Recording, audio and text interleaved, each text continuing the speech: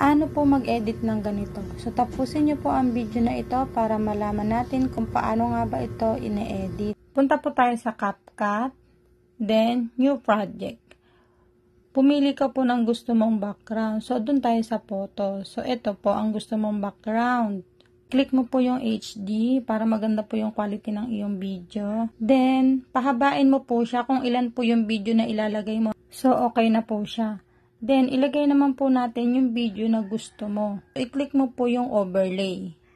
Punta ka po ulit sa iyong videos. Pili ka po dyan ng gusto mong gamitin. Halimbawa, ito.